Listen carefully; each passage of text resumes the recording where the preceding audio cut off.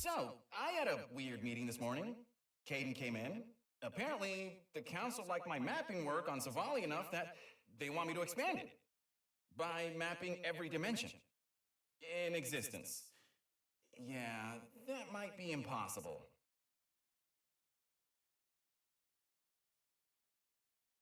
Okay, I thought about it over lunch.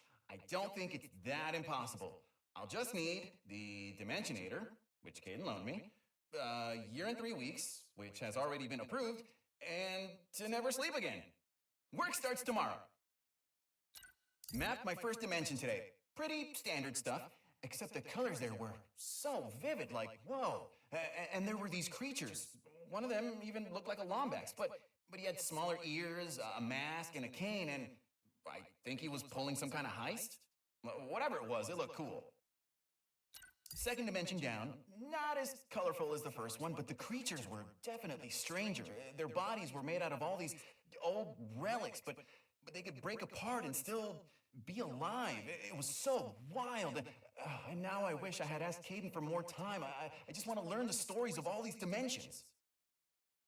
Third dimension was cubes. Really, really smart cubes. I don't know what else to say there, except that I might have to stop doing these for every dimension I visit because there's a little bit less than an infinite amount left, and I could have mapped 32 in the time since I started talking.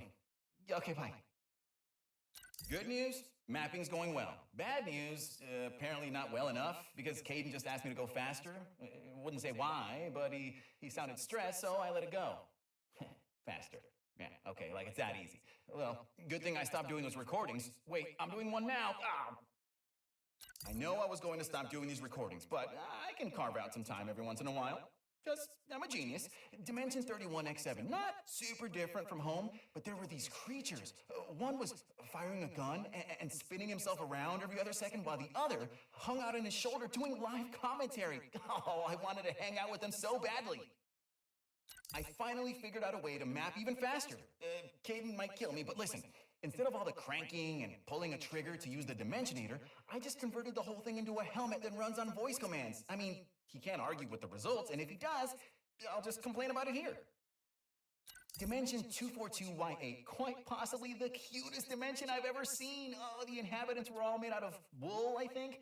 They could literally make anything. And there was a really pleasant voice following me around everywhere. Oh, it was incredible. Oh, and what's even better? I think I'm finally close to mapping my last dimension. So tomorrow I'm going to sleep in for an hour because I'm done, baby. I mapped every single dimension in existence. Woo-hoo-hoo! Oh, I can't wait to see Caden's face when I give him the map.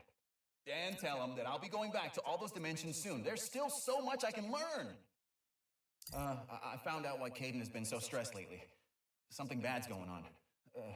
Bad enough that we need to hide as many Lombaxes as we can. And I guess all of my mapping work was to help find the perfect dimension for us to hide in. So, yeah, I hope I didn't screw anything up.